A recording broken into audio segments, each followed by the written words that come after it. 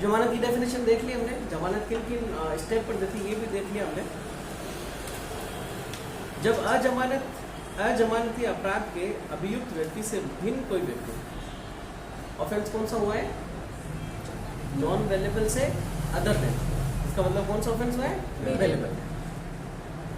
तो पुलिस थाने के प्रशासनिक अधिकारी द्वारा वारंट के बिना या निरुद्ध किया जाता है या न्यायालय के समक्ष हाजिर होता है या लाया जाता है, और जब वह ऐसे अधिकारी की अभिरक्षा में है उस बीच किसी समय या ऐसे न्यायालय के समक्ष कार्यवाही के किसी प्रक्रम का मतलब कोई भी प्रक्रम स्टेज हो सकता है, जमानत देने के लिए तैयार है, तब ऐसा व्यक्ति जमानत पर छोड़ दिया जाएगा। चाहे पुलिस ने वारंट के बिना गिरफ्तार किया हो या वारंट के साथ गिरफ्तार किया हो। है ना, बिना वारंट के पुलिस अधिकारी कौन सा सेक्शन में गिरफ्तार कर रहे हैं?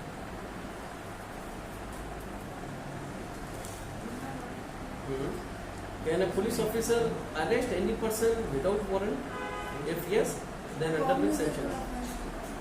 Section कौन से सेक्शन में ऐसा पूरा हवाला बता रखा है कि police officer is competent to arrest any person without warrant? नगमा,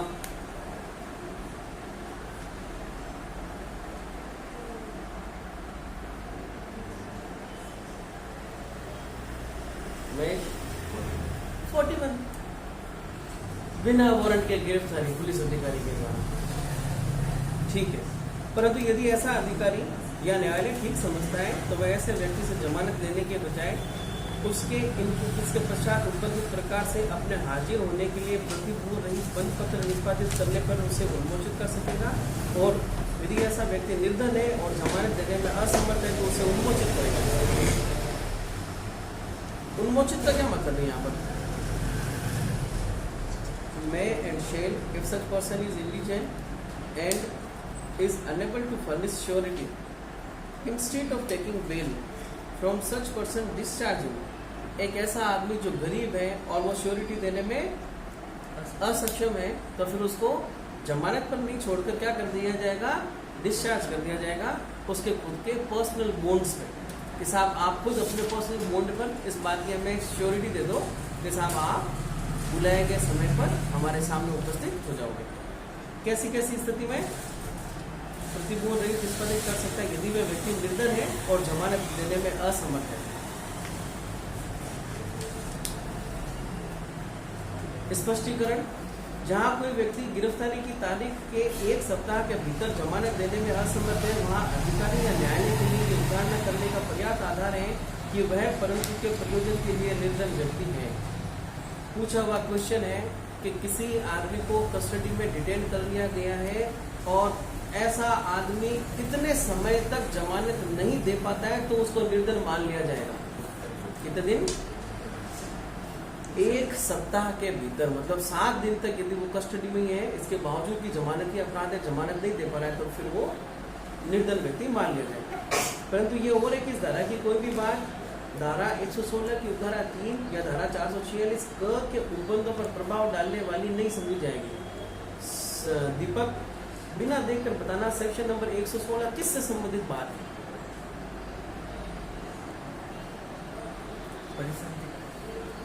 मतलब कार्यवाही कौन से मजिस्ट्रेट के समक्ष चल रही है? एग्जीक्यूटिव मजिस्ट्रेट के समक्ष। सेक्शन नंबर 106 से लेकर 124 तक की बातें सारी एग्जीक्यूटिव मजिस्ट्रेट। चैप्टर नंबर क्या है? चैप्टर नंबर 8, फिर बाद में 9, 125 से 128, फिर 10 और 11। ये 8, 10 और 11 वही है जो हमने कल सीआरपीसी के सेक्शन नंबर 1 में देखा था। सीआरपीसी के सेक्शन नंबर 1 में कल हमने देखा था असम परिक्षेत्र के, है ना, नागालैंड और असम के जनजातीय क्षेत्र जो कि उसमें शामिल नहीं हुई या उसमें शामिल थी, उन जगह पर ये वाली चीजें लागू नहीं होगी। तो असम की वो कौन सा जनजातीय क्षेत्र है?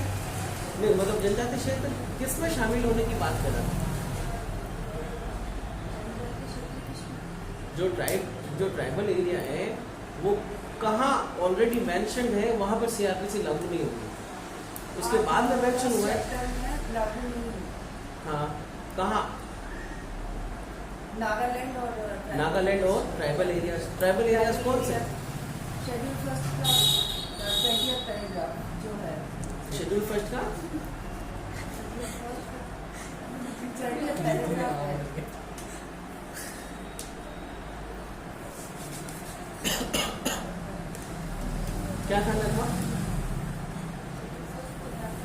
प्रिफेस तो गलत है इसका तो।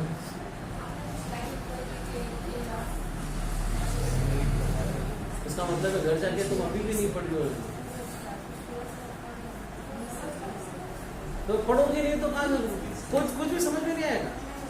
यदि घर जाके नहीं पढ़ोगे ना तो सीआरपीसी में बहुत बड़ी बात हो जाएगी, तुम्हें डोमेस्टिक वायलेंस भी समझ में नहीं आएगा, नहीं पढ़ोगे। ये कोई वो नहीं है कि साहब रोबोट की 0 की मूवी चल रही है, किताब तकिया के नीचे रख कर सो गए। छठी अनुसूची के पैरा 20 कितनी तारीख से पहले शामिल है अप्रैल मिला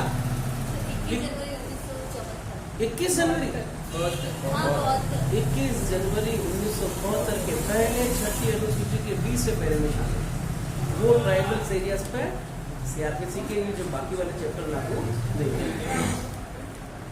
कल ही देखा था नगमा नहीं, महेश भी नहीं था कल। सीआरपीसी एनफोर्समेंट में आने की तारीख क्या थी?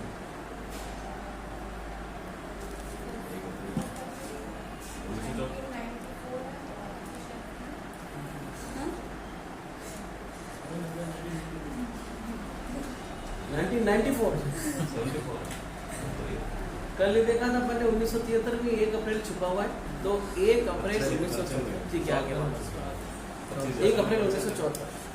आ जाओ आगे, सबसेक्शन नंबर 2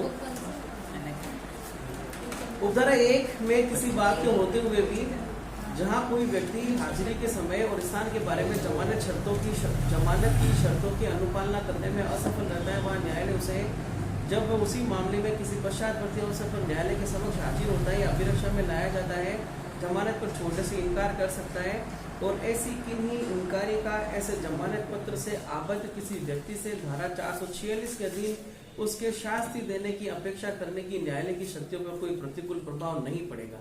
क्या कहा इसने कि इसके बावजूद भी कि सेकंड टाइम पे वो किसी जमानती अपराध में अरेस्ट किया गया है और उससे पहले जमानत की कंडीशंस को उसने इन्फ्लुएंस किया था, अब उसको जमानत पर छोड़ने का कोर्ट मना कर सकती है। एक बार सेक्शन 446 निकालो, ये बार बार उसके बारे में पढ़ते रहते हैं।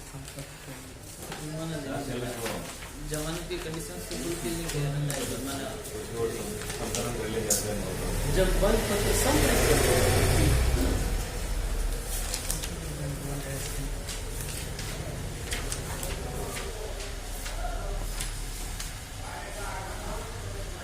सेक्शन 436A क्लियर हो गया। सेक्शन 436 नॉर्मल सी बात है, कस्टडी में गिरफ्तारी में किसी में भी किसी आदमी को ऐसे अपराध में गिरफ्तार किया जा रहा है जो नॉन वेलेबल ऑफेंस नहीं है, तो फिर उसे चाहे पुलिस अधिकारी हो या मैजिस्ट्रेट कोई भी न्यायालय उसे क्या करेगा, जमानत पर छोड़ देगा।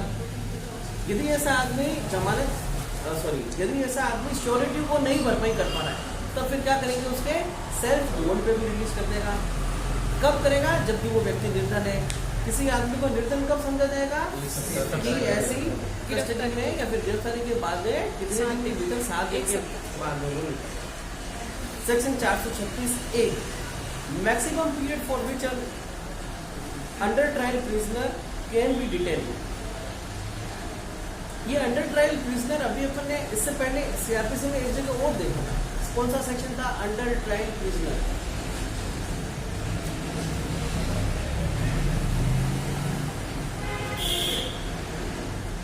देखा नहीं था तो फिर भी हमने बताया था कि साहब ये वो आदमी जो अंडर ट्रायल प्रिजनर हो, जिसको डिफॉल्ट बेल का राइट मिल जाएगा। सेक्शन नंबर 167 क्या लिखा, अंडर ट्रायल प्रिजनर 60 और 90 दिन होने के बावजूद भी पुलिस ने रिपोर्ट पेश नहीं की तो उसको डिफॉल्ट बेल का अधिकार मिलता है। ये रहा साहब अधिकतम अवधि जिसके लिए विचाराधीन के भी विरोध किया जा सकता है। शब्द लिखा है विचाराधीन के भी, इसका मतलब ये है कि अभी उसको एप्लीकल अभी उसको कन्विक्टेड या नहीं है, प्रोसीजर में काम। पढ़ो एक बार निकालो, उस पर लिखा हुआ है क्या अंडर ट्रायल प्रिजनर, देखो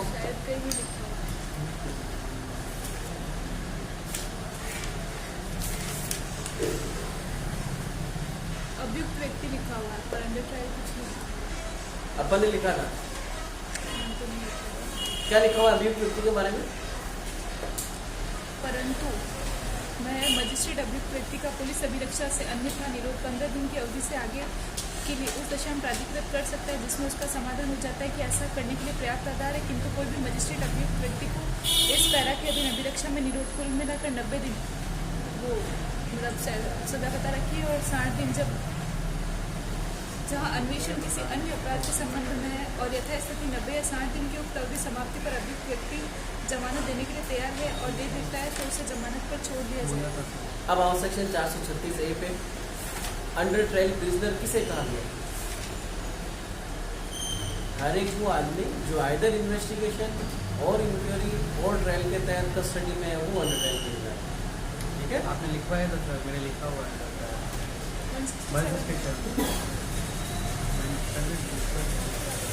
फिर अपन ने नील नितिन मुकेश की एक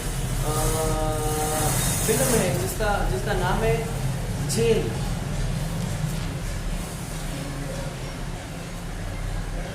हीरोइन जिसका नाम है नील नितिश क्या नाम है? नील नितिन मुकेश। जेल करके एक मूवी है, उसके अंदर वो जेल में ही रहता है, उसी को अंडर ट्रायल प्रिजनर के बारे में बताया गया था। हाँ चलो, अधिकतम अवधि के लिए क्या है? जहाँ कोई व्यक्ति किसी विधि के अधीन किसी अपराध जो ऐसा अपराध नहीं है जिसके लिए उस विधि के अधीन मृत्युदंड एक दंड के रूप में विनिर्दिष्ट किया गया। मतलब सेक्शन नंबर 436A में ऐसे ऑफेंस को हटा दो जिसमें डेथ सेंटेंस की सजा देते हैं। उसके अलावा इस संहिता के अधीन अन्वेषण, जांच या विचारण की अवधि के दौरान कारावास की उस अधिकतम अवधि के जो उस विधि के अधीन उस अपराध के लिए विनिर्दिष्ट की गई है आधे से अधिक की अवधि के लिए निरोध भोग चुका है। क्या लिखा? अधिकतम अवधि के जो उस विधि के अधीन उस अपराध के लिए विनिर्दिष्ट की गई है। मतलब एक आदमी है जिस पर घर में घुसकर चोरी करने का प्रयास है, कौन से साधनों के साथ में? मृत्यु की तैयारी के साथ में। तो उसमें हम कितनी सजा दे सकते हैं? मृत्यु की तैयारी के साथ किसी आदमी के घर में घुसकर चोरी करना कौन से सेक्शन में ऑफेंस बताया हुआ है? लास्ट का सेक्शन है 78, 79, 80, 81, 82, 382। शायद उसमें 7 वर्ष तक की सजा है ना? या 7 वर्ष तक की नहीं, ज्यादा की अपन एक बार 7 वर्ष तक की मान लेते हैं। तो ऐसे आदमी कंप्लीट ट्रायल प्रोसीजर के दौरान अधिकतम कितने दिन जेल में रहेगा जब तक उसको कन्विक्ट नहीं कर दिया गया है? 3.5 साल तक जेल में रह गया तो उससे ज्यादा उसको जेल में नहीं रखा जाएगा, उसको जमानत का अधिकार मिल जाएगा। अवधि के जो उस विधि के अधीन उसके निर्दिष्ट है आधे से अधिक अवधि के लिए निरोध भोग चुका है, वहां वह प्रतिभूत सहित या रहित व्यक्तिगत बंध पत्र पर न्यायालय के द्वारा छोड़ दिया जाएगा। शेल परंतु न्यायालय लोक अभियोजन की सुनवाई के पश्चात और उन कारणों से जो द्वारा लेखबद्ध किए जाएंगे ऐसे व्यक्ति के आधी अवधि से अधिकतर अवधि के निरोध की जारी रखने का आदेश कर सकेगा या व्यक्तिगत बंद पत्र के बजाय प्रतिभूत सहित या रहित जमानत पर उसे छोड़ देगा। क्या ऐसी आधी अवधि से ज्यादा भी किसी आदमी को डिटेन रखा जा सकता है? कब? जब पब्लिक प्रोसिक्यूटर को सुनने पर उसका ये विचार आता है कि ऐसे आदमी को छोड़ा जाना ठीक है नहीं है।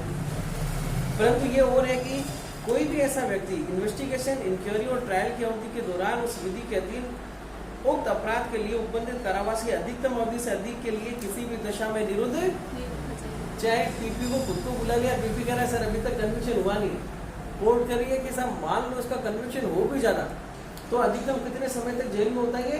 3 साल तक या 4 साल तक। 4 साल वो ऑलरेडी रह चुका है। अब तो उसको छोड़ो। सेक्शन 436A का 2 अच्छे सवाल कि नंबर 1 तो सेक्शन नंबर 436A कौन सा ऑफेंस पर लागू नहीं हो रही है? जिसमें डेथ सेंटेंस दिया जा रहा है। नंबर 2 बात, आधी से ज्यादा अवधि निकल जाने के बाद में भी क्या कोर्ट किसी आदमी को कस्टडी में रख सकता है? कब? जबकि पब्लिक प्रोसिक्यूटर को सुनने के बाद में उसका कारण हो जाता है जो कि लेखबद्ध किए जाएंगे। हाँ, ये अंडर ट्रायल प्रिजनर की बात है। कन्विक्शन, यदि कन्विक्शन हो जाएगा तो फिर वो बेल पर नहीं, फिर पेरोल पर हो। सर इसमें डेथ सेंटेंस ही होना चाहिए या डेथ सेंटेंस वाला कोई अपराध? डेथ सेंटेंस जिसमें डेथ सेंटेंस दे रहे हैं उसके अलावा मान लो यदि किसी आदमी ने किसी का मर्डर किया, मर्डर की सजा क्या है? या फिर अपन एक थोड़ा हीनस तरीके से मर्डर मान लेते हैं, जैसे कि निर्भया कांड में मर्डर हुआ, सजा कितनी मान लेते हैं? डेथ सेंटेंस है, फांसी की सजा। तो उसमें भले ही वो कितने ही साल तक जेल में रहा हो, जमानत के अधिकार के लिए वो क्लेम नहीं करेगा। जबकि किसी दूसरे ऑफेंस में जिसमें मान लो 7 साल की सजा चल सकती थी, 3.5 साल तक कस्टडी में रह गया, जेल में रह गया, किन के दौरान इन्वेस्टिगेशन, इंक्वायरी और ट्रायल के दौरान अभी तक कन्विक्शन हुआ नहीं, तब फिर क्या करेगा वो? बेल के लिए एप्लीकेशन देगा और court shell release that person. पर पब्लिक प्रोसिक्यूटर कहता है कि नो नो नो, तो फिर उसके बाद में आधे से ज्यादा की अवधि को भी बढ़ाया जा सकता है। समझ गए? छोटी सी बात। नीचे वाला परंतु उसको प्रिवेल कर रहा है जो सेकंड प्रोविजन की बात कर रहे हैं, सेकंड प्रोविजन तो हर स्थिति में, चाहे उसको आजीवन कारावास की सजा थी और अब वो आजीवन कारावास और जेल में मर गया, अब क्या करेंगे? एक्चुअली जैसे ही है ना, कोई व्यक्ति एक्यूज पर्सन मरता है तो उसके साथ रिलेटेड प्रोसीडिंग उसी वक्त खत्म हो जाती है। तो आप क्या कहना चाहेंगे प्रमिला इसमें? मैं बोल रही नीचे वाला ज्यादा प्रिवेल होता है, ऊपर वाला परंतु को प्रिवेल करेगा। आप सही कह रहे हैं। पब्लिक प्रोसिक्यूटर को मौका दे दिया और कहा कि साहब नहीं, अभी तो 3.5 साल ही हुए हैं, इसमें 7 साल तक ले सकते हैं। तो कोर्ट ने कहा कि नहीं, अभी अब हम इसको रिलीज नहीं करेंगे। कितने समय तक कोर्ट उसको अंदर रख सकता है? पीपी के कहने के बावजूद भी जितनी सजा उसके लिए अधिकतम दी जा सकती है उतनी तक। उसके बाद चाहे पीपी के, चाहे पीपी के पापा गए, उसको जेल से छोड़ना पड़ेगा। जमानत मंजूर करने के लिए सारा कहती है निरोध की अवधि की गणना करने में अभियुक्त के द्वारा कार्यवाही में किए गए विलंब के कारण भुगती गई निरोध की अवधि को अपवर्जित किया जाएगा। कर लोगे? क्या करें? अपवर्जित किया जा रहा है किसको? जमानत मंजूर करने के लिए धारा के अधीन निरोध की अवधि की गणना करने में अभियुक्त के द्वारा कार्यवाही में किए गए विलंब के कारण भोगी की निरोध की अवधि को अपवर्जित किया जाएगा।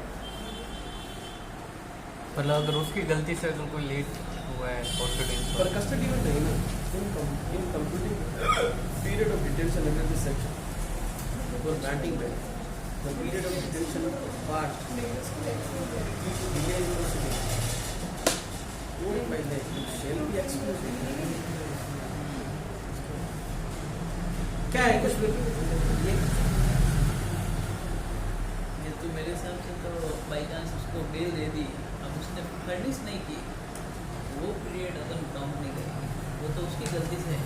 गणना करने में अभियुक्त के द्वारा कार्यवाही में किए गए विलंब के कारण, कार्यवाही में किए गए विलंब के कारण भोगी के निरोध की अवधि या फिर जमानत जब्त हो गई और कार्रवाई आगे बढ़ ही नहीं पा रही, एपियरेंस ऑफ एक्यूज में ही चल रहा है, प्रोसिक्यूशन में आ ही नहीं रही, और वो आपकी कस्टडी में ही। हाँ आदमी तो है ही नहीं कस्टडी में।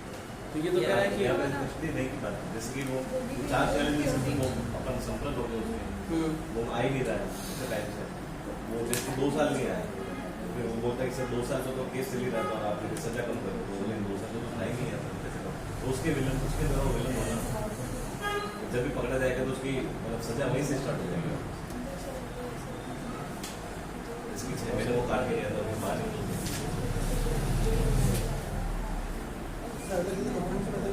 कस्टडी में तो एक ही प्रोविजन कस्टडी में है, बेल ग्रांट कर ली, बेल उसने प्रस्तुत नहीं की या फिर फर्निश नहीं किया तो 7 दिन तक का 7 दिन का समय तब उसको इंडिजेंट माना है। उसके बाद पर्सनल बॉन्ड पर रिलीज किया तो 7 दिन तक एक्सक्लूड करेंगे। क्या ये क्या स्पष्टीकरण क्या लिखा हुआ है? जीतू समझो, एक्सप्लेनेशन क्या है? ये कह रहे हैं कि इसके बावजूद भी वो आदमी जेल में रहे पर फिर भी उसको अपन उस जेल की गिनती में शामिल नहीं करेंगे, लिखा हुआ है ऐसा ही लिखा हुआ है। जबकि कहते क्या है अपन कि जेल में रहा है तो उस गिनती को हम सेट ऑफ करेंगे, उससे एक्सक्लूड कर देंगे। ये कहना है कि जेल में रहा है उसके बावजूद हम उसका एक्सक्लूड नहीं करेंगे। पर शर्त क्या है, किस स्थिति में वो जेल में रहा है? कोर्ट ने जमानत दे दी और कहा कि साहब आपको जमानत दी जाती है, आप इतनी श्योरिटी या फिर इतने बंद पत्र के साथ मुचल के पेश करें, फिर आपको रिलीज कर दिया जाए। ऑर्डर हुए आज, कस्टडी में है भाई, पर 3 दिन के बाद में उसके श्योरिटी और बंद पत्र पेश किए गए तो जमानत तो आज हो गई। कस्टडी में था, कितने दिन बाद में उसने श्योरिटी और बंद पत्र पेश किया? 3 दिन बाद। तो ये जो 3 दिन के बाद नहीं, जो 3 दिन की अवधि इसके बावजूद उसने किस में काटी है? कारावास में, जेल में काटी है। किसकी गलती की या फिर किसकी देरी की वजह से?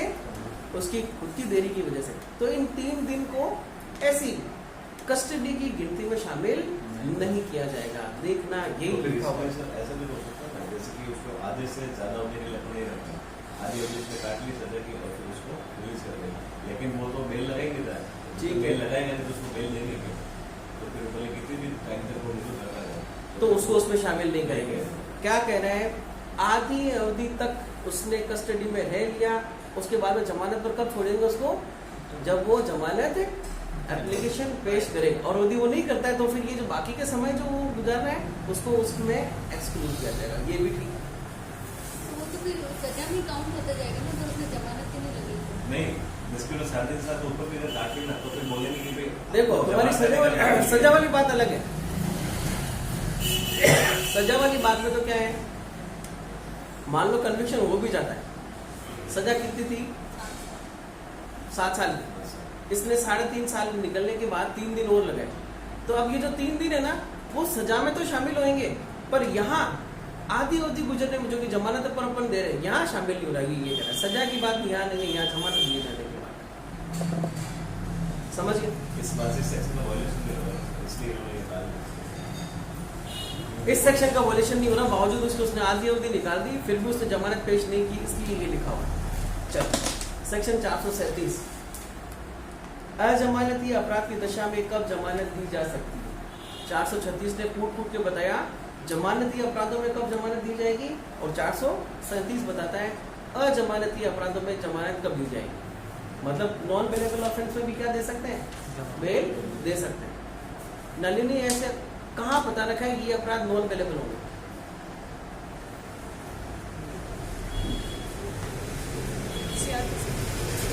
सीआरपीसी में कहाँ पता है?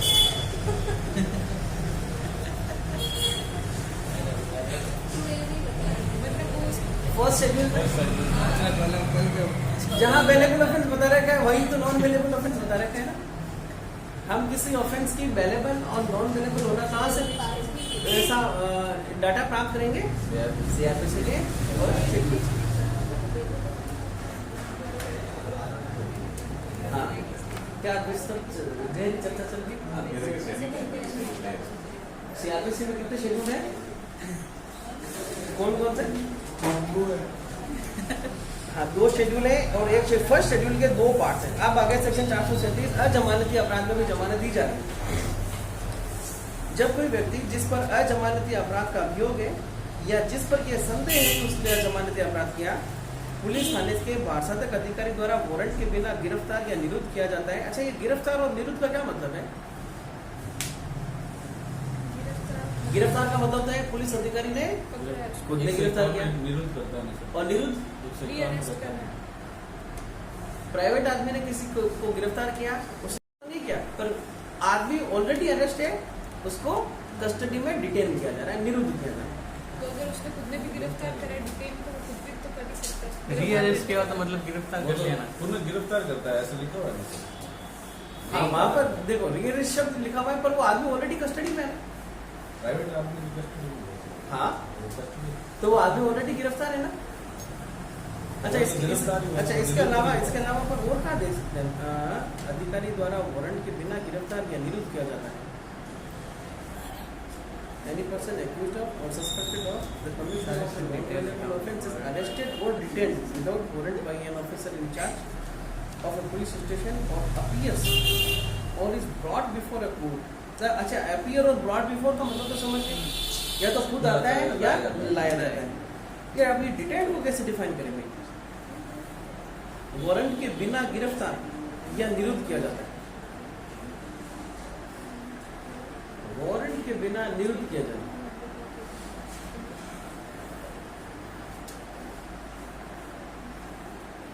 अच्छा, कोई भी मतलब एक्यूज पर्सन जो कि ऑलरेडी उस पर है जेल में है, और वो जेल में भी अपराध कर देता है, होता भी है वो, तो वो आदमी ऑलरेडी कहाँ है, कस्टडी में, क्या उसे गिरफ्तार किया जाएगा? वो तो निरुद्ध है ऑलरेडी। ये लिख रखा है कि साहब के द्वारा गिरफ्तार किया जाता है या निरुद्ध किया जाता है। निरुद्ध किया जाने का मतलब रोका जाना। कहाँ वो रोकते हैं भाई? सेक्शन नंबर 49 में हम किसी आदमी को गिरफ्तार कर रहे हैं तो क्या कहा? अनावश्यक अनावश्यक अवरोध यदि पुलिस अधिकारी किसी के घर में घुसा और उसने सारे सामान छोड़ दिए तो उसे गिरफ्तार नहीं किया, अभी क्या किया गया, केवल डिटेन किया गया, है ना, रोका गया आपने जाकर देखा। अब हाँ, क्या आप बोल रहे हो? घर में डिटेन करते हैं ना, घर में क्या करते हैं अपन?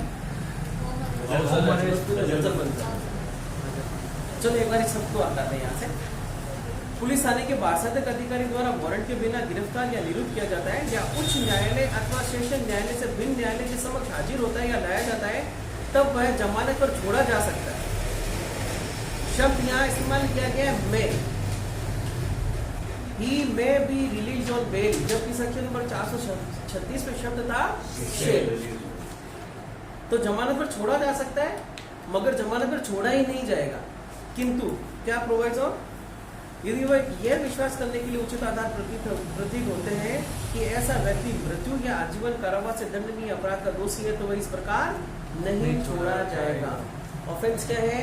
डेथ सेंटेंस या लाइफ टाइम इम्प्रिजमेंट है, तो फिर नॉन वेलेबल ऑफेंस में उसे नहीं छोड़ा जाएगा। यदि ऐसा अपराध कोई संज्ञेय अपराध है और ऐसे व्यक्ति मृत्यु, आजीवन कारावास या 60 वर्ष या उससे अधिक के कारावास से दंडनीय किसी अपराध के लिए पहले ही दोष सिद्ध किया गया है। ऑफेंस कौन सा था? कॉग्निजेबल। और ऐसे आदमी को जिसको पेश किया गया वो प्रीवियस कन्विक्शन भी हो रखा है उसका। कौन से ऑफेंस में हो रखा है? मृत्युदंड, लाइफ टाइम इम्प्रिजमेंट या मोर देन 7 ईयर की किसी ऑफेंस में उसको ऑलरेडी हमने क्या किया है? कन्विक्ट किया है। या वह 3 वर्ष या उससे अधिक के किंतु 7 वर्ष से अनधिक की अवधि के कारावास से दंडनीय किसी संज्ञेय अपराध के लिए 2 या अधिक अवसरों पर पहले भी दोष किया गया, तो इस प्रकार नहीं छोड़ा जाएगा। नॉर्मल सी बात है। कौन से ऑफेंस में जमानत पर नहीं छोड़ा जाएगा? नॉन वेलेबल ऑफेंस में लाइफ टाइम इम्प्रिजमेंट और डेथ सेंटेंस वाले अपराध को। एक बात तो ये होगी। दूसरी कहानी ये करिए कि ऐसा व्यक्ति जो ऑलरेडी कन्विक्टेड है, मतलब प्रीवियस कन्विक्शन है उसमें, कितनी बार? एक बार। कौन से ऑफेंसेस है?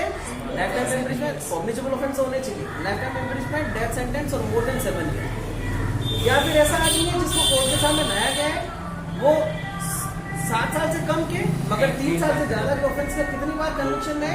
2 बार। तब फिर उसको कैसे किसी भी अपराध में जो कि अजमानती अपराध में आज प्रस्तुत किया गया है उसको बेल पर नहीं छोड़ा गया। मगर क्या लिखा? प्रोविजो क्या कह रहा है? यह निर्देश दे सकता है कि खंड 1 और खंड 2, जो अभी भी अपन ने 2 पढ़े, में निर्दिष्ट व्यक्ति जमानत पर छोड़ दिया जाए यदि ऐसा व्यक्ति 16 वर्ष से कम आयु का है या कोई स्त्री या कोई रोगी या शिथिलांग व्यक्ति है।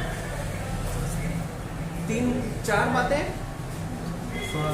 फर्स्ट और सेकंड प्रोविजो के किसी बात के होते हुए भी यदि कोई आदमी 16 साल से कम का है, कोई स्त्री है, कोई रोगी है या फिर कोई शिथिलांग।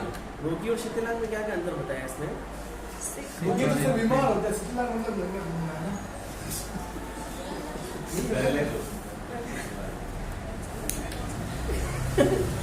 एकदम सिक और इनफॉर्म का क्या मतलब है? असक्षम। सिक मतलब बीमार होता है। सिक का मतलब बीमार। अच्छा, बीमारी किसकी सर? क्यों बुखार?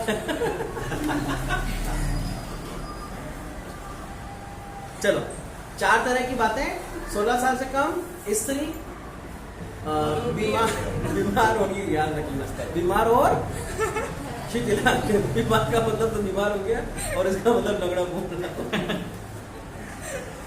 तो ये जो 4 तरह के आदमी है, तो इसके बावजूद फर्स्ट और सेकंड बात प्रोविजन में किसी बात को होते हुए उसे जमानत पर छोड़े जाने के निर्देश दे सकते हैं। नेक्स्ट, परंतु ये और है कि न्यायालय ये निर्देश दे सकता है कि खंड 2 में निर्दिष्ट व्यक्ति जमानत पर छोड़ दिया जाए यदि उसका समाधान हो जाता है कि किसी अन्य विशेष कारण से ऐसा करना न्यायोचित तथा ठीक था।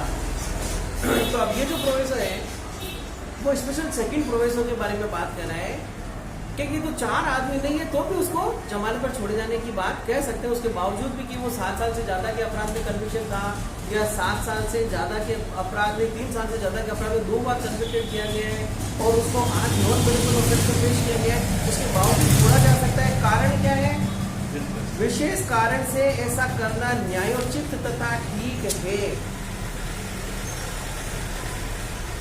be released on bail if it is satisfied that it is just and proper so to do for any other special reason. English में अंडरलाइन करना, just and proper for any other special reason.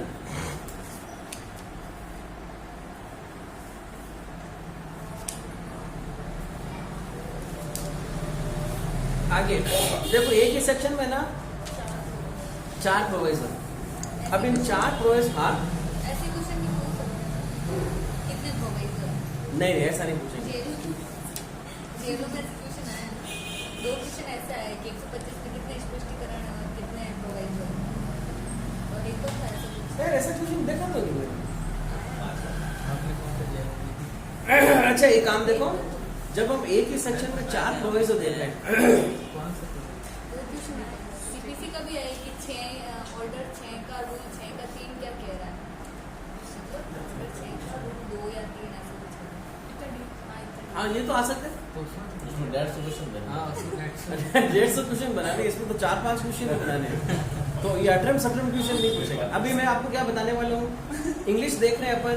जब एक ही section में 1 से ज्यादा proviso आ रहे हैं तो उन प्रोविजो को क्या क्या कह रहे हैं. देखो फर्स्ट प्रोविजो पे लिखा है प्रोवाइडेड दैट, सेकंड प्रोविजो पे लिखा हुआ है प्रोवाइडेड फर्दर दैट, थर्ड पे लिख रखा है प्रोवाइडेड ऑल्सो दैट, और फोर्थ को फिर वापस कैसे कवर किया उसने, प्रोवाइडेड ऑल्सो दैट. फिर इसके आगे और प्रोविजन होंगे तो फिर प्रोवाइडेड ऑल्सो दैट से चलता रहेगा. तो provided that, provided further that, provided also that. और इस बात का भी ध्यान रखा जाएगा क्या, परंतु यह और है, यह और भी कि केवल यह बात की अभियुक्त की आवश्यकता अन्वेषण में साक्ष्यों द्वारा पहचाने जाने के लिए हो सकती है, जमानत स्वीकृत करने से इनकार करने के लिए पर्याप्त आधार नहीं होगा.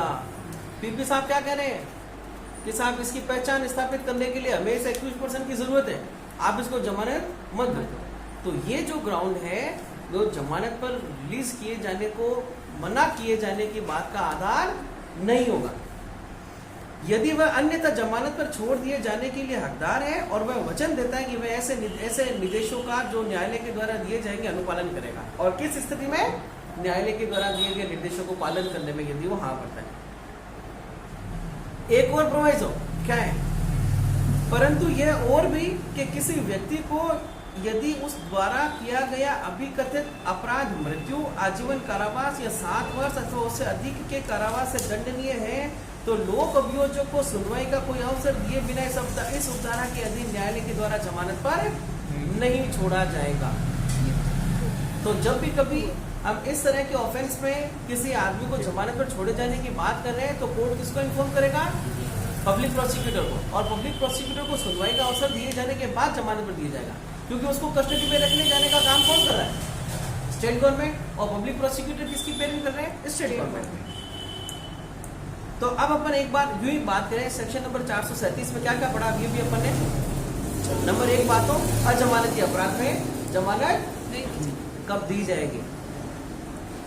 सेक्शन नंबर 437 कर रहे हैं अजमानत के मामले में आप जमानत कब दी जाएगी.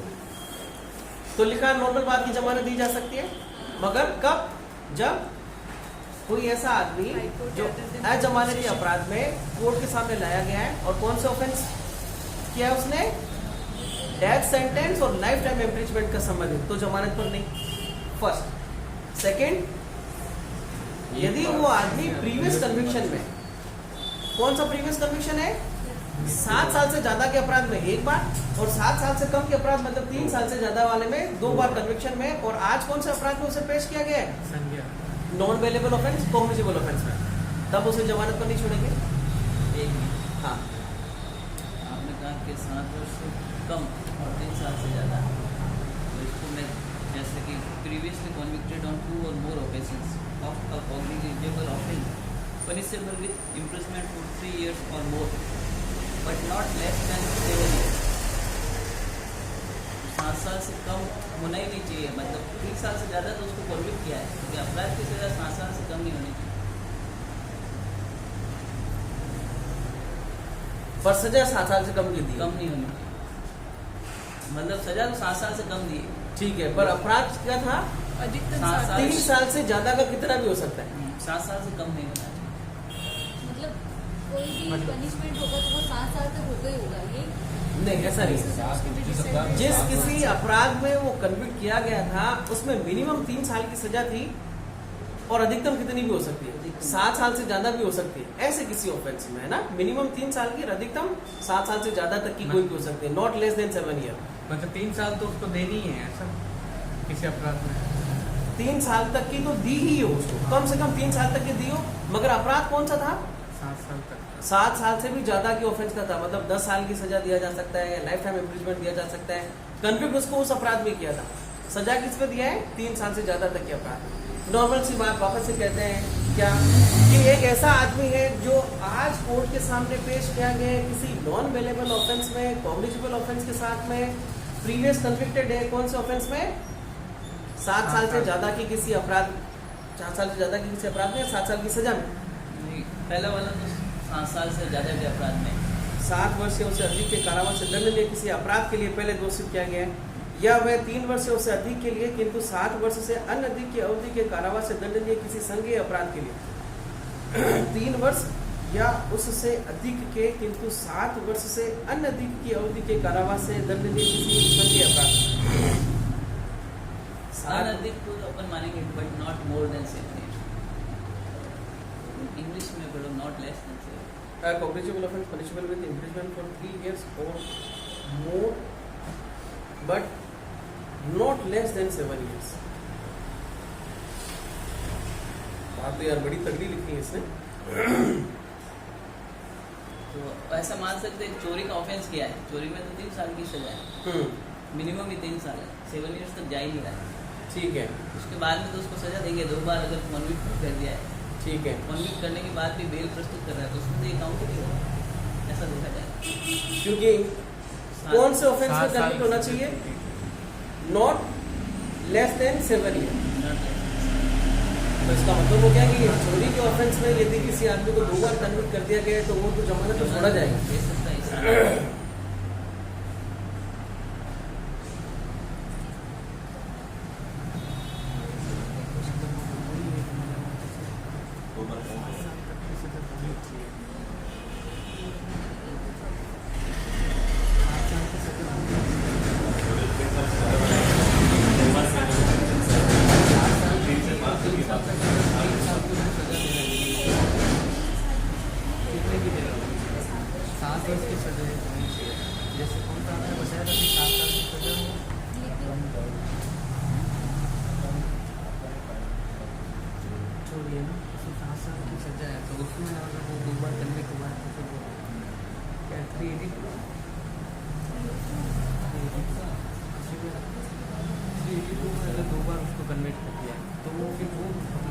सजा कितनी है?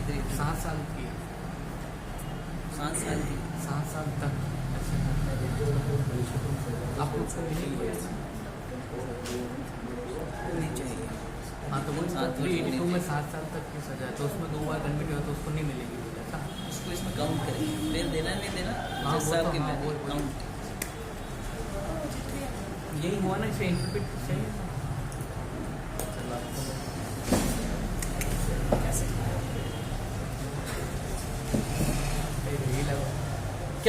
क्या कहानी चल रही है, किस किस के बात समझ में आई है ये कि सर अभी 382 में बात हुई थी 7 साल की सजा में उसका दे सकते हैं 7 साल तक, तो उसको अगर 2 बार कन्वर्ट किया तो उसमें ये आ जाएगा। देखो हम लोग पढ़ते हैं एक छोटी सी बात कि जब यदि किसी आदमी को 354 या 354 ABCD में हम कन्विक्ट कर रहे हैं तो उसमें क्या लिखा हुआ है? मिनिमम 3 साल की सजा और अधिकतम हम मान लेते उसमें लिख रखा है आजीवन कारावास, या फिर अधिकतम 10 साल मान लेते, अभी 7 साल की कहानी नहीं मानते। क्या लिखा हुआ है? मिनिमम 3 साल की सजा और अधिकतम 10 साल तक का कारावास। यदि ऐसे किसी ऑफेंस में वो 2 या 2 से अधिक बार ऑलरेडी कन्विक्ट किया गया है, कौन से ऑफेंस में? जिसमें मिनिमम 3 साल की सजा और अधिकतम ऐसी सजा जो 7 साल से कम की नहीं हो, 8 साल की हो सकती है, 10 साल की हो सकती है, लाइफ टाइम इम्प्रिजमेंट की हो सकती है, उसमें 2 बार कन्विक्ट किया गया है और ऐसा आदमी आज कोर्ट के सामने वापस आया है, कौन से ऑफेंस में? नॉन वेलेबल ऑफेंस में, तब फिर कोर्ट उसको जमानत नहीं देगी। हिंदी में जो बात लिखी हुई वो लिख रखा है 3 साल से ज्यादा मगर 7 साल से अनधिक के अवधि के कारावास से दंड दिए सजा में यदि उसको कन्विक्ट किया है, जबकि इंग्लिश कह रहा है more than 3 years but not less than 7 years. Not less than 7 years का मतलब है 3 साल से ज्यादा मगर 7 साल से कम के किसी अपराध के लिए मैं पानी लेकर आया। अब जो मैंने समझा है कि जो डेथ सेंटेंस और लाइफ टाइम इम्प्रिजमेंट के लिए के अपराध के किसी अपराध को करने के लिए वो लाया गया है, या फिर ऐसा आदमी जो प्रीवियस कन्विक्शन के साथ है, कौन सी प्रीवियस कन्विक्शन, या तो या 7 वर्ष से ज्यादा के किसी का अपराध में वो ऑलरेडी प्रीवियस कन्विक्शन में है, और या फिर प्रीवियस कन्विक्शन है उसको ऐसे किसी ऑफेंस का जिसमें मिनिमम 3 साल की सजा दी जाती थी और अधिकतम 7 साल से ज्यादा की भी सजा दी जा सकती। कन्विक्शन है, कन्विक्शन और सेंटेंस अलग अलग है। कन्विक्ट तो किया गया है पर हो सकता है उसको प्रोबेशन पर छोड़ दिया हो। सेंटेंस इसमें जो शब्द इस्तेमाल किया गया हुआ है कन्विक्शन, दोष सिद्ध किया गया, तो वो ऑलरेडी यदि 2 ऑफेंस में प्रीवियस कन्विक्शन में है या इस ऑफेंस में प्रीवियस कन्विक्शन है, तब फिर उसको फिर जमानत पर नहीं छोड़ा जाएगा। अब प्रोविजो क्या कह रहे हैं? Just like in this case हम वो योग करते हैं सब वो बरतसना का लाभ उसको बार-बार नहीं देते। जैसे कि बरतसना का या परिवर्तन का लाभ बार-बार नहीं देते। जो पहले कोई इसका फायदा उठाता है कि भाई जो बस के अंदर इसलिए ये 2 बार आया।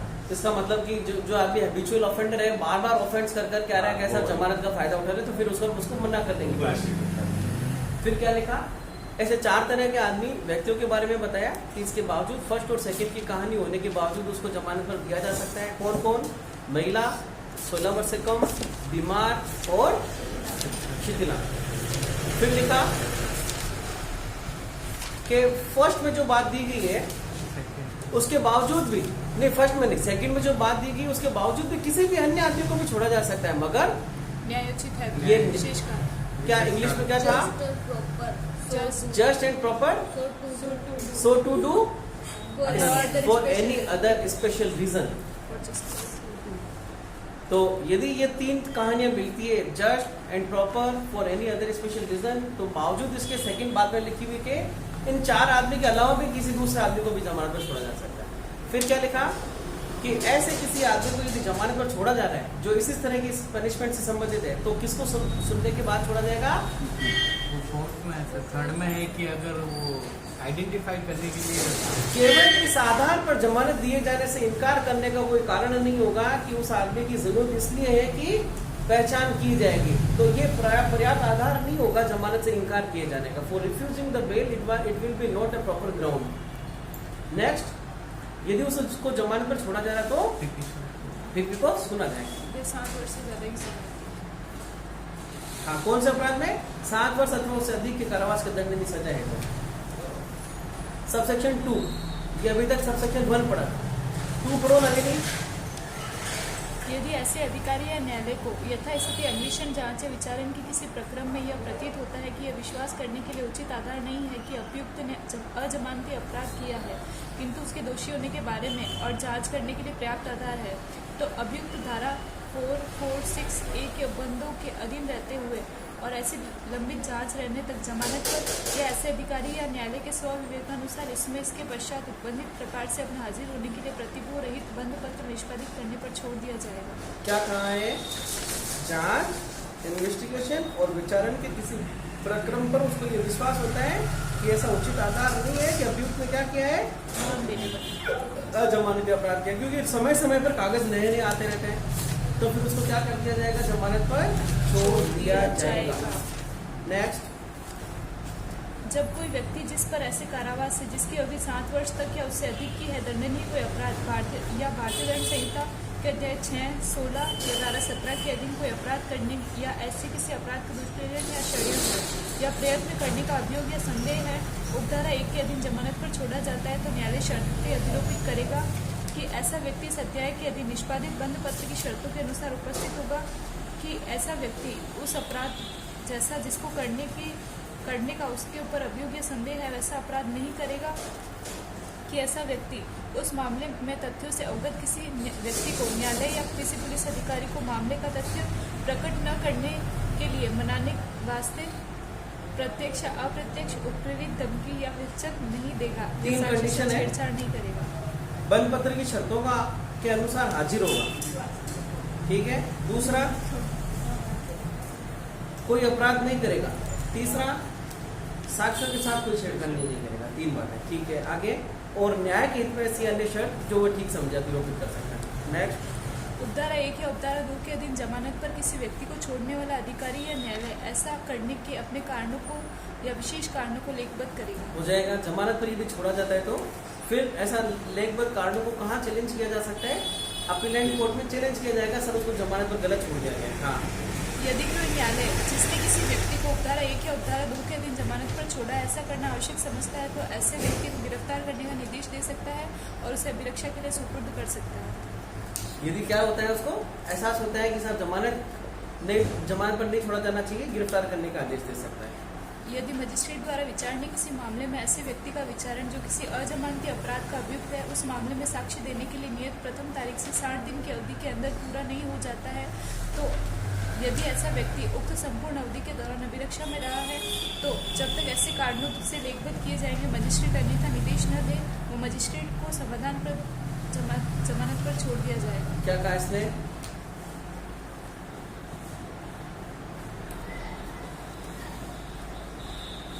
जब ट्रायल शुरू हो चुकी है, एविडेंस दिए जाने के लिए प्रथम तारीख भी आ चुकी है और ऐसे प्रथम तारीख और ऐसा 60 दिन तक लगातार जेल में हो जाता है तो मैजिस्ट्रेट समाधानप्रद रूप से उसको जमानत पर छोड़ देगा।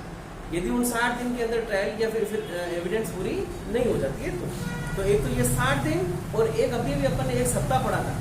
लेना कहाँ पड़ा था अभी 1 सप्ताह 7 दिन।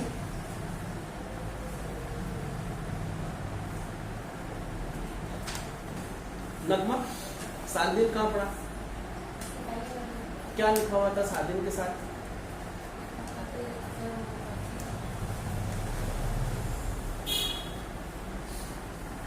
चेतना होटल में जाकर खींचा पापड़ नहीं खा लेता 7 दिन में। हाँ नितिन, क्या लिखा हुआ है? 7 दिन के बाद वही तो 7 दिन में बात कर रहा था। नहीं 7 दिन फिर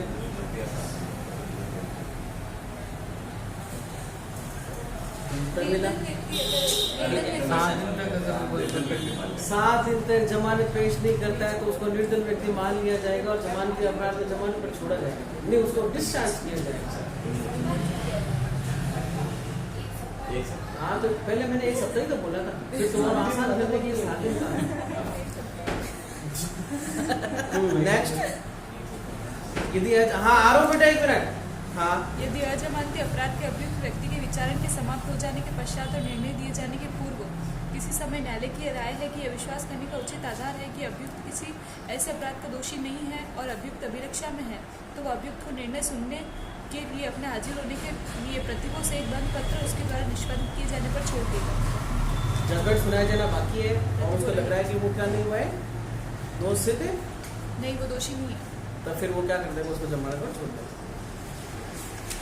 विचारण समाप्त होने के पश्चात और निर्णय दिए जाने से पूर्व। अभी हम लोगों को जाना नहीं है, जमानत के प्रोविजन सब करेंगे, मैं उसको छोड़ क्या है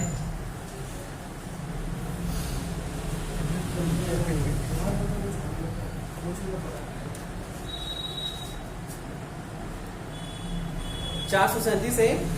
अभियुक्त को उच्चतर अपील न्यायालय के समक्ष उपसंजात होने की अपेक्षा करने के लिए जमानत कौन से सेक्शन से इंटरलिंक करेंगे इसको? 389 से।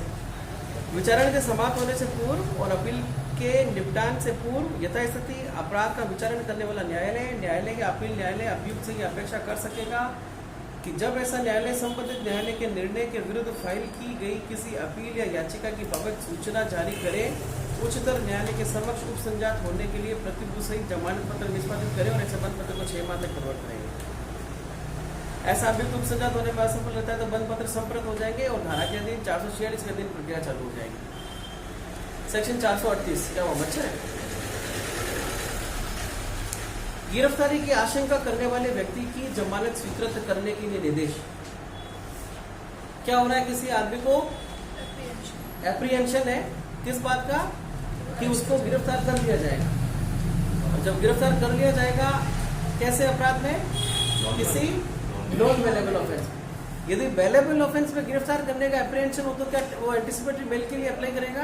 नहीं, इसको अपन एंटीसिपेटरी बेल करें। 438 है ना, एंटीसिपेटरी बेल है या इंटरिम बेल है?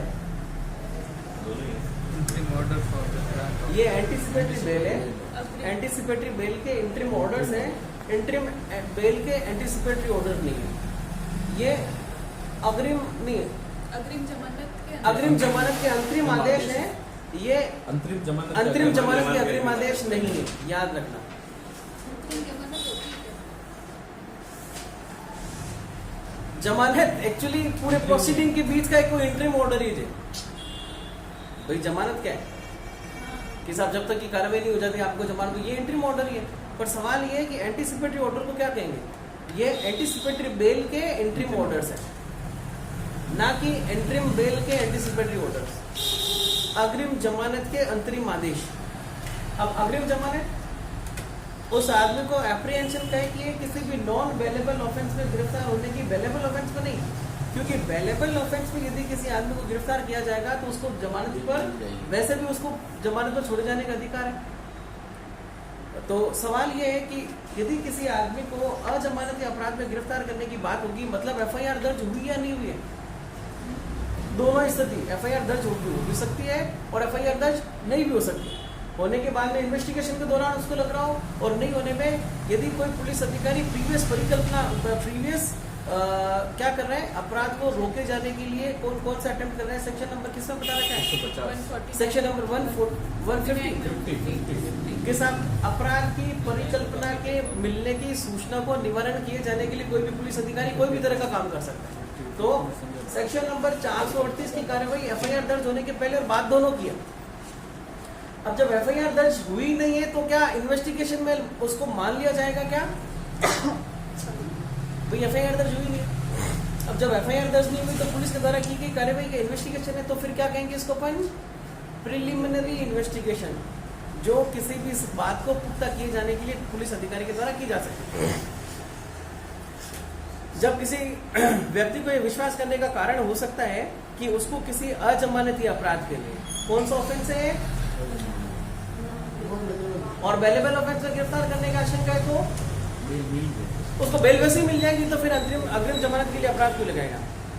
किए जाने के अभियोग में गिरफ्तार किया जाए तो वह इस धारा के अधीन निर्देश के लिए उच्च न्यायालय या कोर्ट ऑफ सेशन को आवेदन कर सकता है कि ऐसी गिरफ्तारी की स्थिति में उसको जमानत पर छोड़ दिया जाए, और न्यायालय अन्य बातों के साथ निम्नलिखित बातों का ध्यान रखेगा। तो सेक्शन नंबर 438 का एप्लीकेशन कौन कौन सी कोर्ट को लग रहा है? कोर्ट ऑफ सेशन और हाई कोर्ट। और कोर्ट ऑफ सेशन और हाई कोर्ट ऐसे एप्लीकेशन लगने के बाद में क्या आदेश देगा? ऐसी गिरफ्तारी करने पर अभियुक्त को जमानत पर छोड़ दिया जाए। याद रखना कि ऐसा नहीं कि साहब इसको गिरफ्तारी नहीं करो, ऐसे गिरफ्तार करने पर जमानत पर छोड़ दिया जाए। क्या क्या शर्तें हैं? अभियोग की प्रकृति और किन किन बातों का ध्यान रखेगा कि साहब मैटर कौन सा है, आवेदक के पूर्ववर्ष में संज्ञेय अपराध के बाबत न्यायालय के द्वारा कोई प्रीवियस कन्विक्शन है, भागने का वो आवेदक के भागने की संभावना है, या गिरफ्तार कराकर क्षति पहुंचाने, अपमान करने के उद्देश्य से, या तो तत्काल आवेदन अस्वीकार करेगा या अग्रिम जमानत मंजूर करने के लिए अंतरिम आदेश देगा। तो क्या है? अग्रिम जमानत के अंतरिम आदेश है, एंटीसिपेटरी बेल के इंटरिम ऑर्डर्स है। रटी रटाई लाइन है ये। सर ये क्या पॉइंट है, आवेदक की न्याय से भागने की संभावना, मतलब possibility of the applicant to flee from the justice. आवेदक जो आवेदक अप्लाई तो वो अभियुक्त, आवेदन तो वही कर रहा है ना, आवेदक अभियुक्त होगा ना। अपील आवेदक कर बेल रहा मांग रहा है वो। हाँ, और बेल मांगने के लिए तो आवेदक ही है। उसके न्याय के भागने की संभावना बढ़ती है। प्रोसीडिंग से भागना चाहता है। अच्छा, उसको ध्यान में रखेगा कोर्ट। देखो, आदमी जिसको गिरफ्तार किया जा रहा है वो अपने आप को क्या समझ रहा है? वो अपने आप को निर्दोष समझ रहा है, तभी तो वो कह रहा है कि साहब मेरे द्वारा कोई ऑफेंस नहीं किया गया, मुझे गिरफ्तार किया जाएगा। तो अब ये किस व्यक्ति के फेवर में, जो एक्यूज नहीं है या फिर जिसको एक्यूज होने की संभावना नहीं है, इसलिए लिखा the possibility of the applicant to flee from justice, कि ऐसा लग रहा है कि यदि उस आदमी को गिरफ्तार कर लिया गया तो उस आदमी के साथ में न्याय नहीं होगा। नहीं, मतलब कोर्ट ध्यान में रखता है कि अगर इसको बेल दे दी गई ना, ये प्रोसीडिंग में नहीं है, प्रोसीडिंग में आएगा नहीं, न्याय से भागने के मतलब वो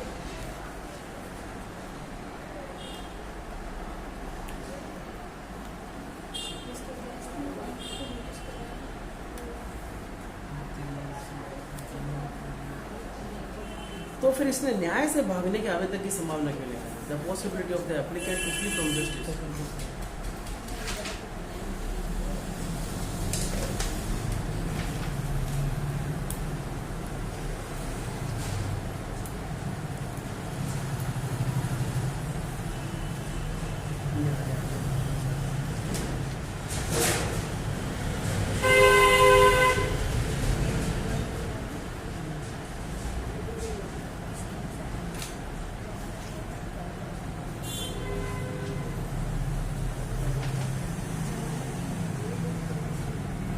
The possibility of the applicant to flee from justice. Possibility of applicant to flee from justice. न्याय से भागने का आवेदन की संभावना।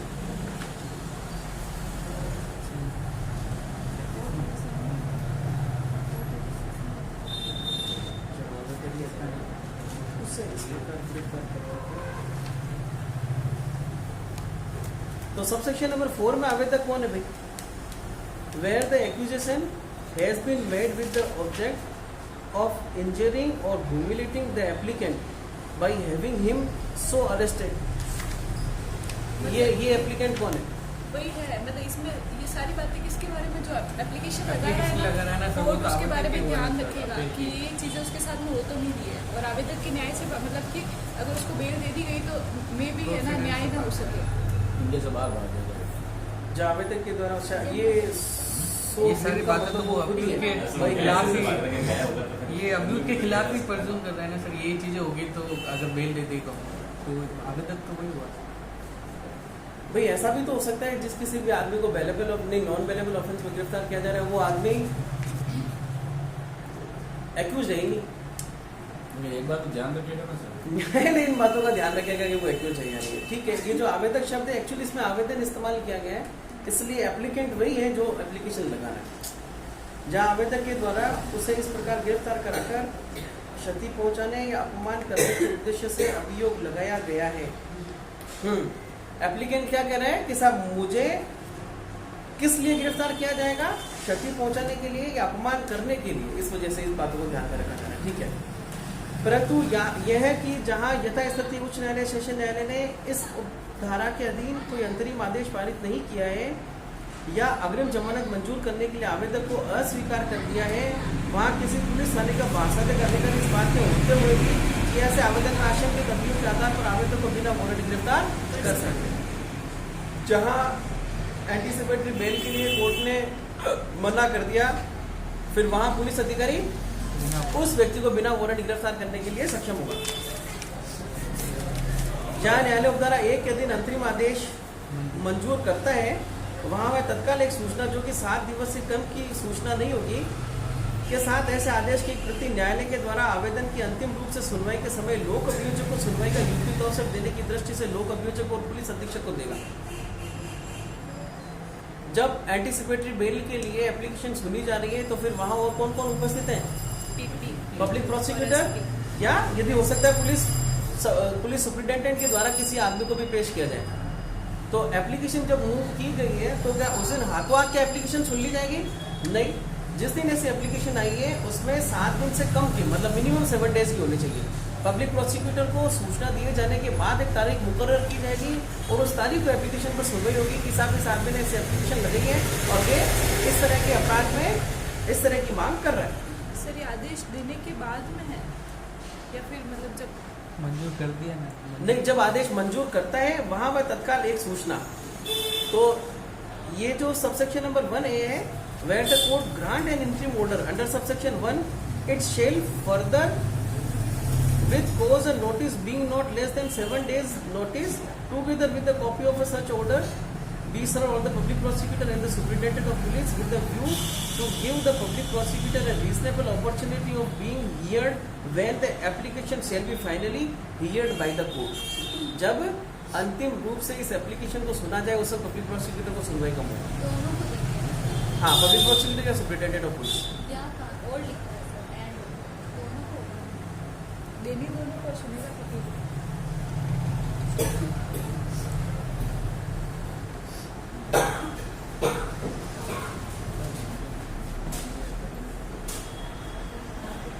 ठीक है, तो पुलिस अधिकारी को क्यों सूचना दी जा रही है कि मान लो एप्लीकेशन फाइनली रिजेक्ट हो गई तो गिरफ्तार। कोई भी आदमी गिरफ्तार कर ले। नेक्स्ट, अग्रिम जमाने चाहने वाले आवेदक की उपस्थिति। यदि लोक अभियोजक के द्वारा इसके लिए दिए गए आवेदन पर न्यायालय ये विचार करता है कि न्याय हित में ऐसी उपस्थिति आवश्यक है, तो न्यायालय द्वारा आवेदन की अंतिम सुनवाई और अंतिम आदेश पारित करते समय बाध्य कर होगी। यदि पब्लिक प्रोसिक्यूटर इन 7 दिन की सूचना में आकर ये कह देता है कि साहब ये ऐसी एंटीसिपेटरी बेल को सुनवाई किए जाने के लिए उसकी उपस्थिति जरूरी है, तो फिर अब उसकी उपस्थिति में ही ऐसे एंटीसिपेटरी बेल की हियरिंग होगी। जब उच्च न्यायालय या सेशन न्यायालय उपधारा 1 के दिन दिए गए निर्देश देता है, तब वह उस विशिष्ट मामले के तथ्यों को ध्यान में रखते हुए उन निर्देशों में ऐसी शर्तें जो वह ठीक समझे सम्मिलित कर सकता है, जिसके अंतर्गत क्या क्या होगा।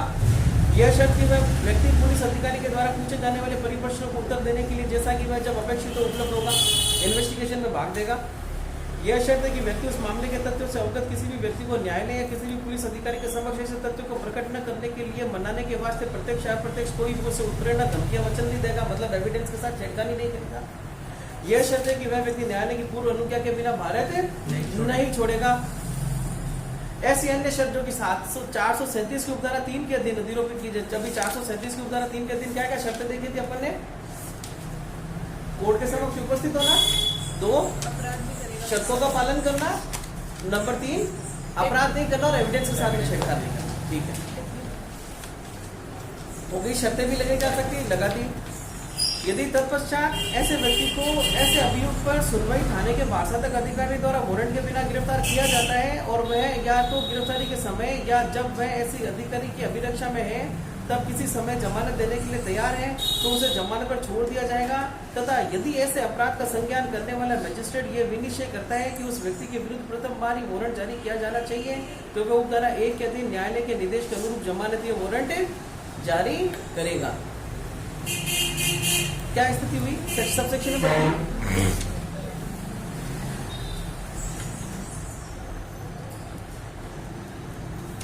यदि तत्पश्चात ऐसे व्यक्ति को ऐसे अभियोग पर पुलिस थाने के बारसातक अधिकारी के द्वारा वारंट के बिना गिरफ्तार किया जाता है और वह या तो गिरफ्तारी के समय या वह जब किसी अभिरक्षा में तब वह जमानत देने के लिए तैयार है, तो उसे जमानत पर छोड़ दिया जाएगा। आदेश भी क्या दिए गए थे?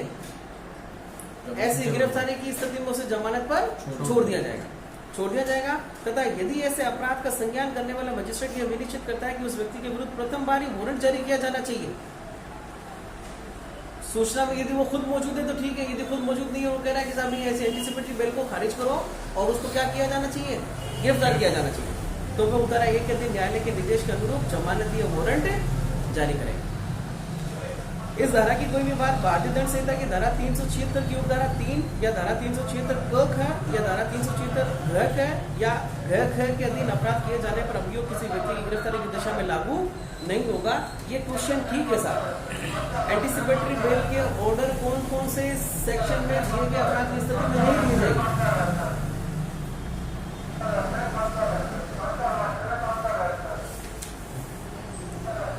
पहले तो ये देखें कि इन चारों चीजों को याद रखें। 376 3, 376 AB, DA और DB याद रखो। 376 का 3, फिर 376 का AB, DA और DB।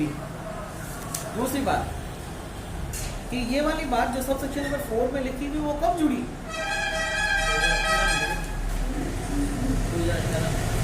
ये 2018 में जुड़ी गई है। 2018 नहीं, ये जो पूरा सबसेक्शन नंबर 4 है ना, ये सबसेक्शन नंबर 4 2018 में जुड़ा है। ये तो है, इसके आगे वाले जो है एक सबसेक्शन है जो लिखा हुआ है 438 में, ये भी तो जुड़े ही होंगे ना, ए बी लिखा है। पर ये तो आईपीसी की बात है ना बेटा।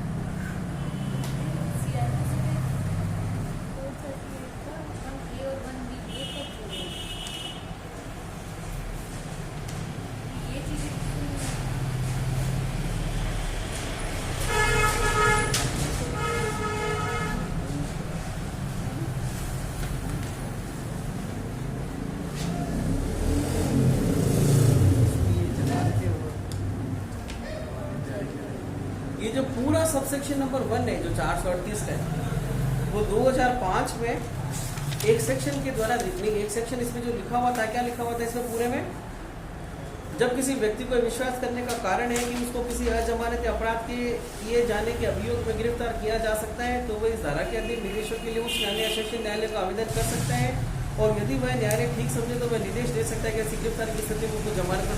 2005 के पहले ये जो पूरा सबसेक्शन है 438 का एक, जिसमें एक है सब शामिल है, वो कब जुड़ा है?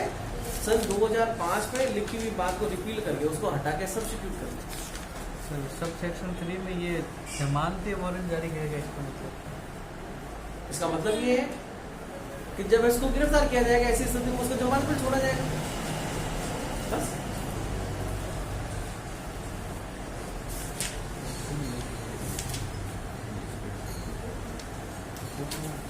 पॉक्सो में ले सकते हैं एंटीसिपेटरी। बताओ क्या पॉक्सो में एंटीसिपेटरी बेल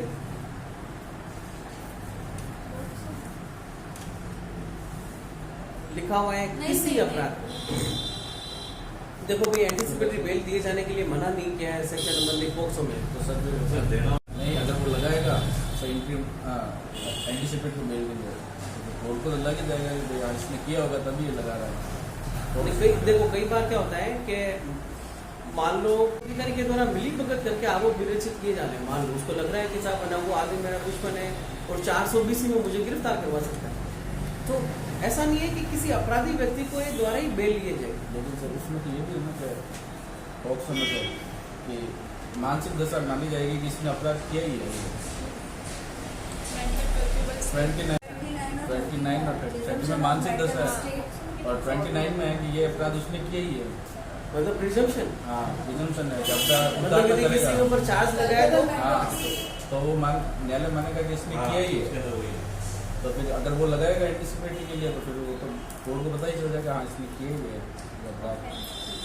भाई जब तक की उतारना की जाती है ना, उतारना करेगा न्यायालय ये नहीं। मान लो ऐसी प्रिजम्पशन को वो कॉन्ट्ररी प्रूफ कर दे तो प्रिजम्पशन तो डिसॉल्व होगी, और जब प्रिजम्पशन डिसॉल्व होगी, लेकिन प्रिजम्पशन तो सब डिसॉल्व तब होगी जब वो ट्रायल कंट्री नहीं, जब वो कंट्री प्रूव कर देते हैं, ट्रायल करने में ही जरूरी नहीं है प्रिजम्पशन। लेकिन सर एंटीसिपेटरी तो पहले लगाएगा ना, एंटीसिपेटरी पहले लगाएगा, उस किसके अपराध पहले?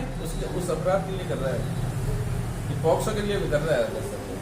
आपकी बात एकदम ठीक है, यदि आदमी अपराधी है तब तो फिर चाहे एंटीसिपेटरी बेल हो, चाहे मतलब वेलेबल ऑफेंस में बेल हो या नॉन वेलेबल ऑफेंस में बेल हो, उसमें तो मिलेगी भी नहीं।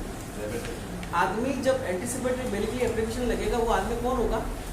एक ऐसा आदमी जो ये कह रहा है कि मेरा इस तरह के अपराध में कोई भी इन्वॉल्वमेंट नहीं है, तभी तो लगाएगा। जब बाई चांस पॉक्सो का अपराध लगा है और वो एंटीसिपेटरी बेल जाना है उसको कहीं बोले जाना है, पाली से बाहर जानी जोधपुर, ठीक है। सेल्फ प्रिज्यूम का प्रिजम्पशन है, लेकिन वो अपनी एप्लीकेशन के साथ में ऐसा प्ली ऑफ एलईपी लगा देता है। मैं तो उस समय यहाँ था ही नहीं, तो एंटीसिपेटरी ले गए। वही तो कह रहे हैं, यदि ऐसे प्रिजम्पशन को कॉन्ट्ररी प्रूफ कर देता है तब तो फिर वो एंटीसिपेटरी बेल होगा। सवाल आपका ये है, मतलब अपना ये है कि क्या आईपीसी के अलावा भी किसी दूसरे ऑफेंस में एंटीसिपेटरी बेल के लिए एप्लीकेशन लगा सकते हैं? तो अपन सिवाय ऐसे ऑफेंस में जिसमें लिख रखा है एंटीसिपेटरी बेल ग्रांट ही नहीं होगी, जैसे कि अनुसूचित जाति और जनजाति पर अत्याचार निवारण अधिनियम में सेक्शन 18 में कि एंटीसिपेटरी बेल ग्रांट ही नहीं होगी, तब फिर उसमें नहीं।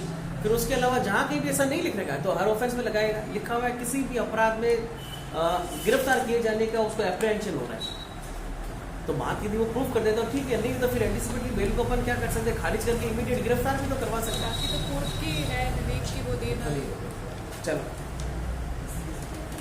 हम सेक्शन नंबर 438 का सबसेक्शन नंबर 4 पढ़ रहे हैं, जिसमें साफ लिखा हुआ है कि यदि इन ऑफेंस के बारे में कोई बात है, चाहे वो ऐसे ऑफेंस के किए जाने की एप्रीहेंशन भी लगा रहा है, तब भी उसको ये वाला एप्लीकेशन एक्सेप्ट नहीं करेगा, एक्सेप्ट नहीं किया जाएगा। क्या कह रहे हो? इसमें भी एलईपी वाला कर ही सकता है, वो तो बच्चों के साथ हो रहा है तो सब वो तो ज्यादा जघन्य है। हाँ, अब मेरी बात सुनो, पोक्सो में केवल और केवल है ना मतलब सेक्सुअल ऑफेंसेज ही नहीं है, गैर सेक्सुअल ऑफेंसेज भी तो है नहीं। सेक्सुअल तो हो ही गया ना। सेक्सुअल हो रहा है तो फिर ये वाली स्थिति आ जाएगी। हैरेसमेंट है ना, क्या क्या है? भाई कोई भी क्रिमिनल लॉ है उसमें सब में है ना, उसमें सब में क्रिमिनल CRPC फॉलो होगा। हाँ, और यदि स्पेशल प्रोसीजर दे रखा है तो उसको अटैच करते हुए ऐसा हो जाएगा।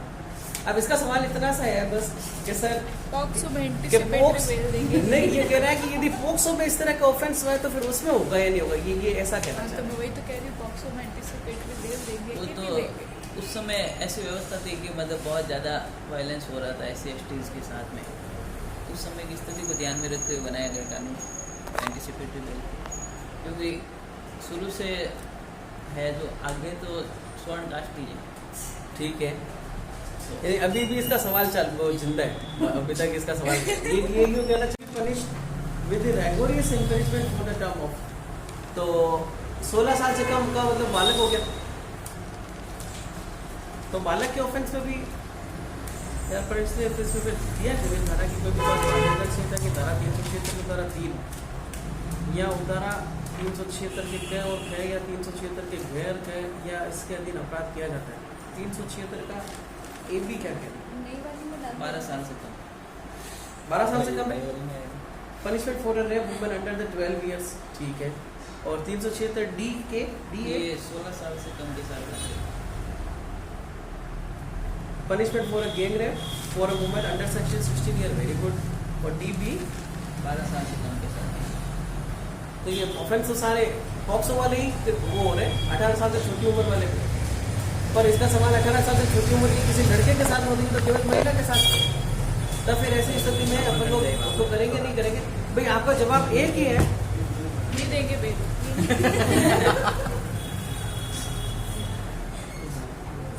देंगे तो उसमें देखो ना आज ऐसे स्टेट में मना कर दिया है।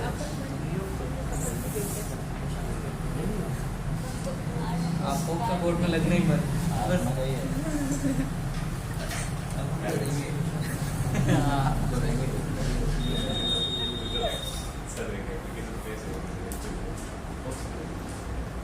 अभी एक बार आपके शब्द को हटाते हैं पोक्सो, ठीक है।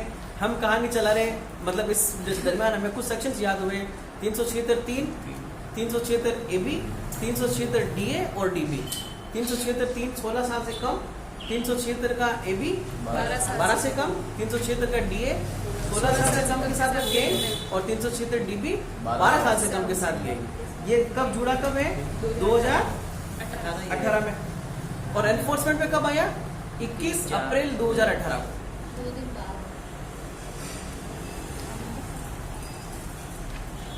तो 2 दिन किसके 2 दिन बाद? सर आज अभी 22 अप्रैल 21 है। अप्रैल अच्छा, आज 19 अप्रैल, ठीक है। तो 21 अप्रैल 2018 को एनफोर्समेंट में आया, 2018 में जोड़ा गया और इन पर ये वाली दशा लागू नहीं होगी। सेक्शन 439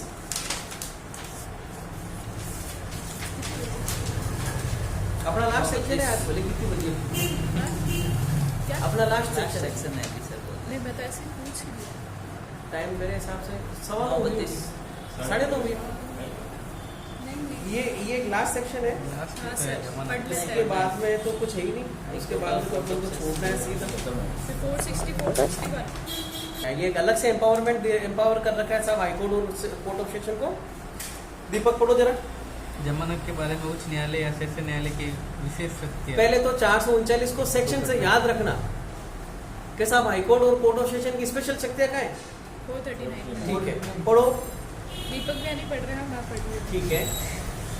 उच्च न्यायालय या सेशन न्यायालय का सेशन न्यायालय ये निर्देश दे सकता है कि किसी ऐसे व्यक्ति को जिस पर किसी अपराध का अभियोग है और जो अभिरक्षा में है, जमानत पर छोड़ दिया जाए, और यदि अपराध धारा 437 की उपधारा 3 में विनिर्दिष्ट प्रकार का है तो वह ऐसी कोई शर्त जिसे वह उस उपधारा में वर्णित प्रयोजनों के लिए आवश्यक समझे अधिरोपित कर सकता है। 437 की उपधारा 3 ने क्या कहा था? 3 तरह की शर्तें थी। बंद पत्र की शर्तों का पालन करेगा, 3 में मिल गया।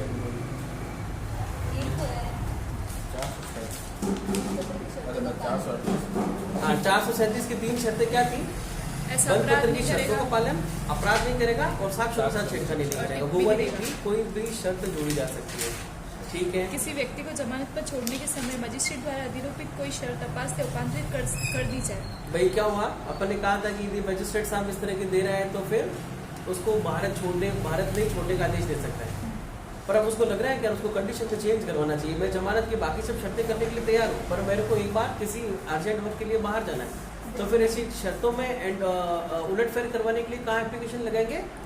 कोर्ट ऑफ सेशन में। स्पेशल कोर्ट्स है, सेम कोर्ट में भी लगा सकते हैं अपन कि साहब शर्त में मुझे थोड़ी सी रियायत चाहिए साहब, आप इस तरह की बात करो। यदि वो नहीं मान रहे तो फिर अपन कोर्ट ऑफ सेशन में, ठीक है। परंतु उच्च न्यायालय या सेशन न्यायालय किसी ऐसे व्यक्ति को जो ऐसे अपराध का अभियुक्त है, जो अनन्वित सेशन न्यायालय द्वारा विचारणीय है या जो यद्यपि इस प्रकार विचारणीय नहीं है, आजीवन कारावास से दंडनीय या जमानत लेने से पूर्व जमानत के लिए आवेदन की सूचना लोक अभियोजन को उस दशा की सिवाय देगा जब उसकी ऐसे कारणों से जो लेखबद्ध किए जाए या राय ऐसी सूचना देना साध्य नहीं है।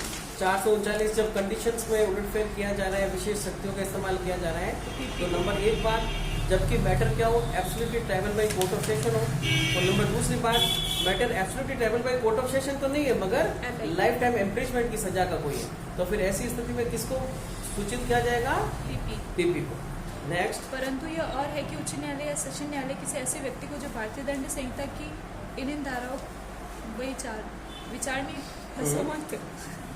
विचारणीय किसी अपराध का अभियुक्त है, जमानत लेने से पूर्व जमानत के आवेदन की सूचना, वैसे आवेदन की सूचना प्राप्ति की तारीख से 15 दिन की अवधि के भीतर लोक अभियोजक को देगा। ठीक है। यदि इन ऑफेंस में भी होता है तो जमानत तो मिल ही सकती है, एंटीसिपेटरी बेल के लिए बात नहीं है। और इनके लिए यदि जमानत दी जाने की बात है तो पीपी को सूचना कितने दिन पहले? 15 दिन। ठीक है। और एक और जगह अपन ने कितना पढ़ा? 60 days। 60 दिन यहाँ पढ़ा। 60 डे कहाँ पड़ा था? बिना देखे बताओ, मेरी तरफ देखो क्या लिखा था 60 दिन के बारे में। कि अगर है ना वो डेट फिक्स कर दी है प्रस्ताव एविडेंस की तारीख होने से निरंतर 60 दिन में। भारतीय दंड संहिता की धारा 376 की धारा 3/4 के अधीन व्यक्ति को जमानत के लिए आवेदन की सुनवाई के समय इत्तला देने वाले और उसकी ओर से प्राधिकृत किसी व्यक्ति की उपस्थिति बाध्यकारी होगी। यदि इनके बारे में पढ़ी जा रही है बात, तो या तो उनकी ओर से कोई व्यक्ति या फिर कोई ना कोई वो आदमी सूचना दे रहा है। होगी। ठीक है। उच्च न्यायालय या सेशन न्यायालय किसी ऐसे व्यक्ति को जिसे इस अध्याय के अधीन जमानत पर छोड़ा जा चुका है गिरफ्तार करने का निर्देश दे सकता है और अब उसे अभिरक्षा के लिए सुपुर्द कर सकता है। इस अध्याय के दौरान जिसको जमानत पर छोड़ा है उसको कभी भी गिरफ्तार करने के लिए बात कह सकते हैं। अभियुक्त और मजिस्ट्रेट के बंद पत्र 441 को छोड़ते हैं।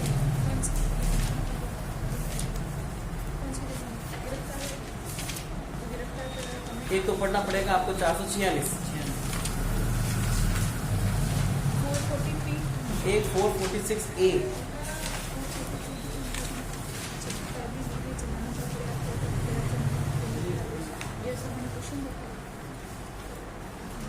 हालांकि पढ़ना जरूरी नहीं है, पर 452 को थोड़ा देख सकते हो।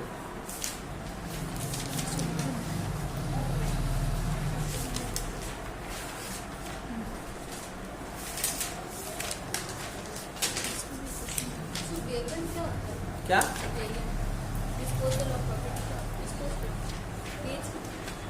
भाई, ये तो कोई हथियार मिल गए, narcotic drugs and psychotropic substance मिल गया, फिर क्या करेंगे इसी प्रॉपर्टी?